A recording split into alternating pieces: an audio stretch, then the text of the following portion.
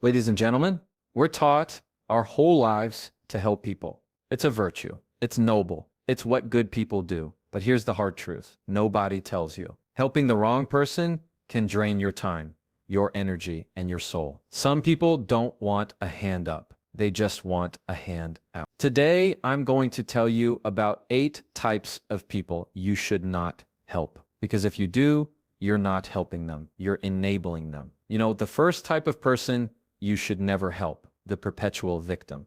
This is the person who lives in a constant loop of poor me. No matter what happens, no matter how much you give, there's always another reason they can't get ahead, and it's never their fault.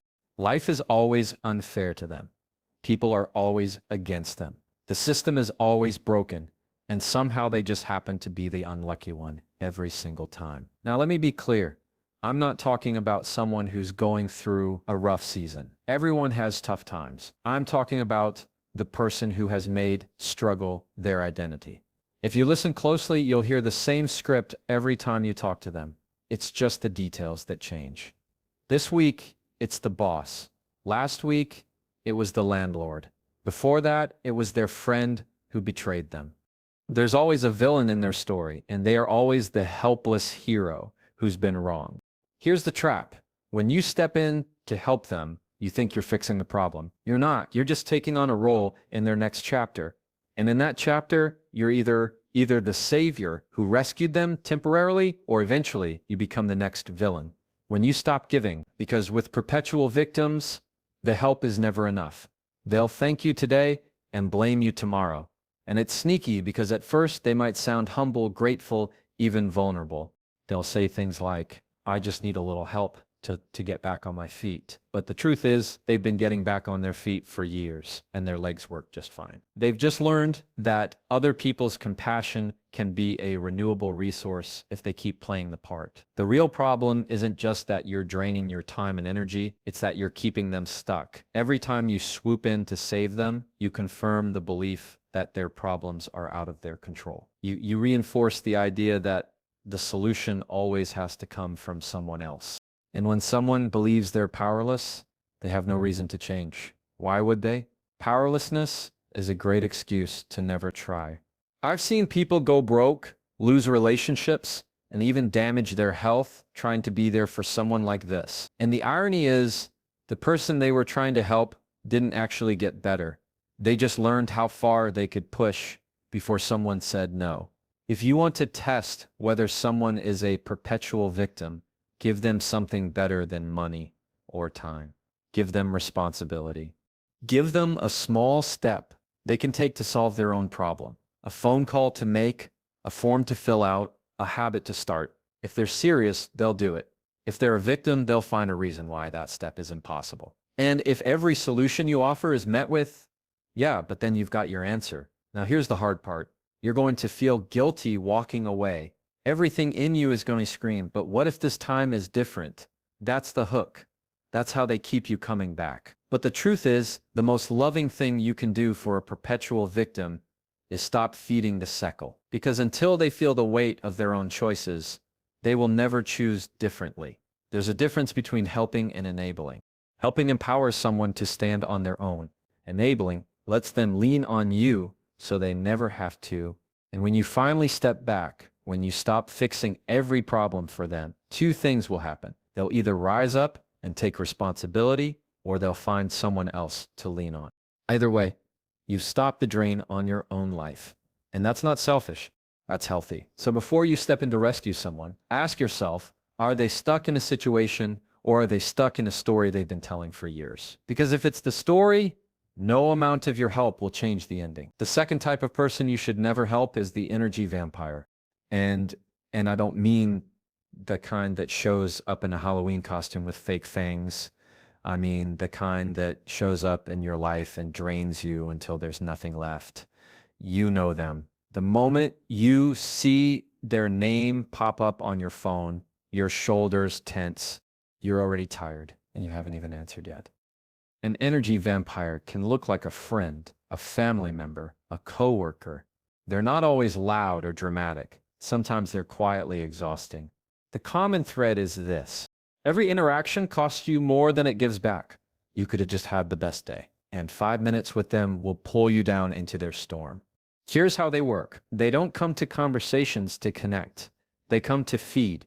Every problem they have is a fresh topic for you to carry. Every story they tell pulls you into their drama. Every time you offer encouragement, they twist it into another reason why things will never work out for them. And you leave the conversation feeling like you just ran a marathon uphill in the rain while carrying their baggage. The tricky part is, at first, it feels like you're just being a good listener. You tell yourself, they're going through a lot, I should be there for them. And that's fine once in a while. But energy vampires aren't once in a while. They're a lifestyle. They live in a constant state of needing to offload their negativity somewhere. And they've picked you as the drop-off point. You might try to help them solve their problems, but that's not what they want. Solutions actually end the conversation. They're not after closure. They're after a fix of your attention, your emotional energy, and sometimes your sympathy. And when you run out, they'll find a way to make you feel guilty for not giving more. It's not that you don't care about them. You do. That's why you've been pouring into them for so long. But here's the truth. If you're constantly drained after interacting with someone, it's not sustainable. You can't give your best to your work, your family, your own goals. If someone is siphoning off your energy before you even get there, think of your energy like a battery. Every person you interact with either charges you, drains you, or leaves you about the same. If someone is consistently draining you and never charging you back, eventually you're going to hit empty. And when that happens, you're no good to anyone, not even yourself. So what do? You set limits. And yes, they're going to notice. They might even push back. Energy vampires aren't used to boundaries. They're used to an open buffet. When you start saying, I can't talk right now, or I have to go, you're breaking the pattern. They might guilt trip you. They might accuse you of not caring. But here's the thing. Real friends, real loved ones care about your well-being too. If someone can only value you for the energy you give them, they're not valuing you at all. Sometimes the best way to protect your energy is to limit access. That doesn't mean you cut them off entirely, though in some cases you might have to. It means you stop giving them more than you can afford to lose. You keep conversations short. You avoid topics that pull you into their emotional quicksand. You don't answer every call. You create space for yourself to breathe, to recover, to live. Protecting your energy isn't selfish, it's survival. You have a limited supply every day, and you have to decide who gets it. If you spend it all on people who never fill you back up, you'll find yourself running on fumes in the areas of life that actually matter. So the next time you walk away from someone feeling completely drained, pay attention. That feeling is your warning light. And if you ignore it long enough, you won't just lose your energy, you'll lose yourself. The third type of person you should never help is the advice ignorer. You know, the one they come to you with the same problem over and over again. And every time you give them your best advice, they nod. They smile. They say, that's a great idea. And then they do absolutely nothing with it. Or worse, they do the exact opposite. These people don't actually want solutions. They want a sounding board. They want someone to listen to their frustrations so they can feel like they're doing something about it without ever having to change. And it's easy to fall into the trap because at first it feels like you're making a difference. You think, if I just explain it the right way, this time they'll get it. But here's the truth. If they wanted to act, they already would. The advice ignoring problems, they'll bring you an issue. You'll walk them through a plan, and 2 weeks later, they're back with the exact same issue. Just wrapped in slightly different words. It's like watching reruns of a show where nothing ever changes. The characters are the same. The plot is the same, and the ending is always predictable. And here's where it gets frustrating. They will often agree with you in the moment. They'll make you feel heard. They'll promise to take the steps you suggested. They might even ask you to check in with them. But when you follow up, nothing's been done. There's always a reason. I got busy. I wasn't the right time. Something came up. Those aren't reasons. They're excuses. When you keep giving advice to someone who never acts on it, you're not helping them. You're feeding their comfort zone. You're giving them the illusion of progress without requiring any actual effort. And that's dangerous because it lets them believe they can keep living in the same patterns and somehow get different results.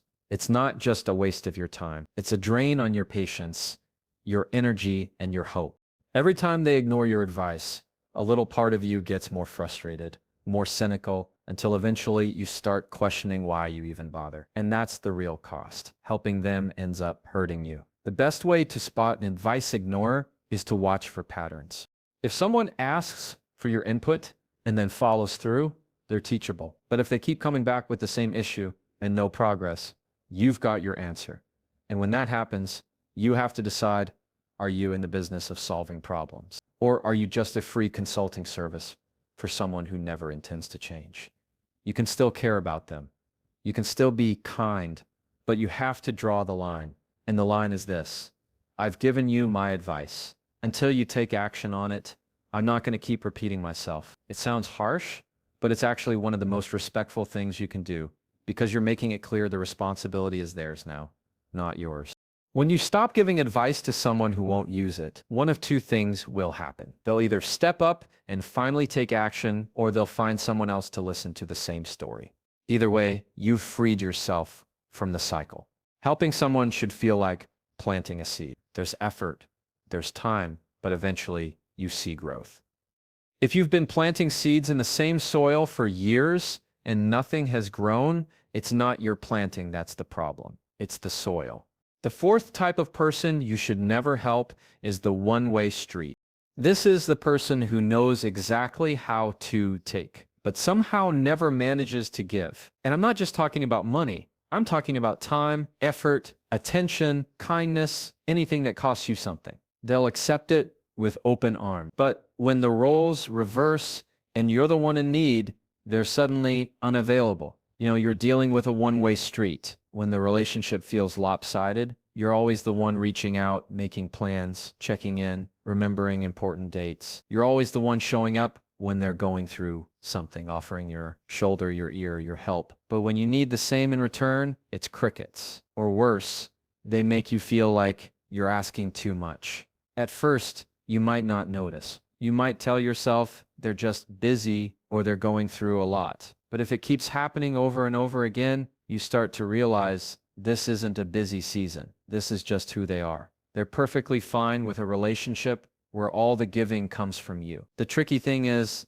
they're not always obvious about it. Some people will even pretend to give, but only in ways that are convenient for them. Maybe they'll send a quick text instead of actually showing up. Maybe they'll say, "Let me know if you need anything." But when you finally do, there's always an excuse. It's like they want credit for being supportive without actually doing the work of being supportive. And when you help them, they rarely show genuine appreciation. Sometimes they'll say thank you, but it's almost like checking a box. You don't feel the gratitude, you feel the expectation. It's as if they've decided this is your role in the relationship, and they're just waiting for you to play your part again next time. Here's the thing about one-way streets: they will keep taking as long as you keep giving. They're not going to suddenly wake up one morning and think, wow, I've been selfish. I should start giving back. That realization rarely happens without boundaries, and that's on you. When you keep giving to someone who never gives back, you're not just hurting yourself. You're teaching them that this dynamic is acceptable.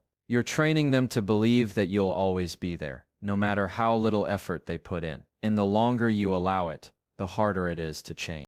Sometimes the hardest part is accepting that the relationship you thought you had doesn't actually exist. You thought it was mutual. You thought you were both invested. But the reality is, you were carrying the whole thing on your back. And that's a painful truth to face. So what do? You stop making yourself so available. You stop dropping everything the second they call. You match their effort. If they check in once every few months, you do the same.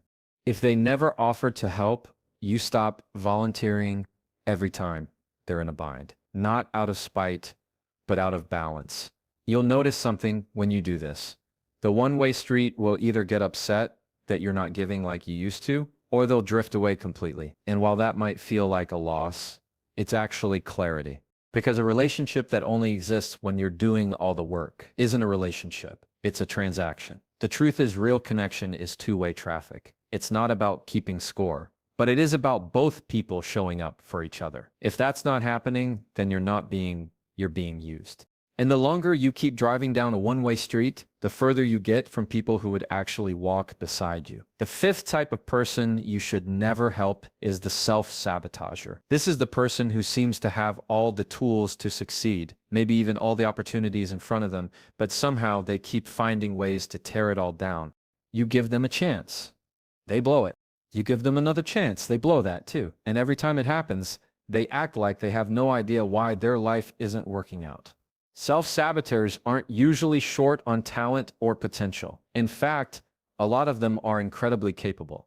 That's part of what makes it so frustrating. You can see how far they could go if they just get out of their own way, but they can't or won't. Whether it's procrastination, bad habits, toxic relationships, or simply refusing to follow through, they're masters at undoing their own progress. You might think your help can save them from themselves. You might believe that if you just give them enough encouragement, enough support, enough chances, they'll finally turn things around. And sometimes they will temporarily. They'll ride the wave of your help for a while, maybe even start making progress. But sooner or later, the pattern kicks in again. They miss deadlines. They pick fights. They forget to do the one thing they promised. And suddenly, they're right back where they started. Or worse, the hardest part about helping a self-sabotager is that they often want the result, but not the responsibility. They want the promotion, but don't want to put in the hours. They want financial stability, but won't stop overspending. They want healthy relationships, but keep going back to the same people who hurt them. It's like watching someone punch holes in their own lifeboat then and scream for you to come rescue them before they drown. And every time you rescue them, you take on more of the weight they should be carrying themselves. You start working harder on their life than they do. You start investing more in their success than they're willing to invest. And the moment that happens, you're already losing. Because if someone isn't willing to fight for themselves, your fight for them will never be enough.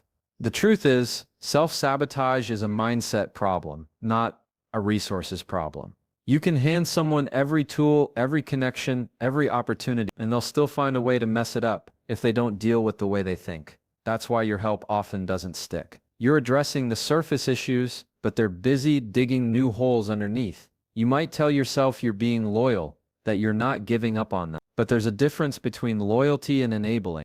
Loyalty says, I believe in you.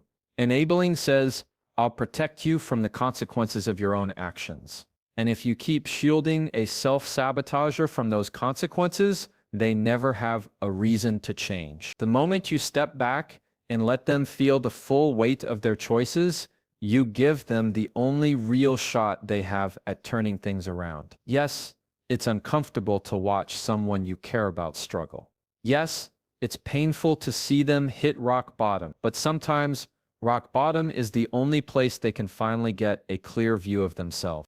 When you stop helping a self-sabotager, it's not because you don't care. It's because you finally understand that you can't do their part for them.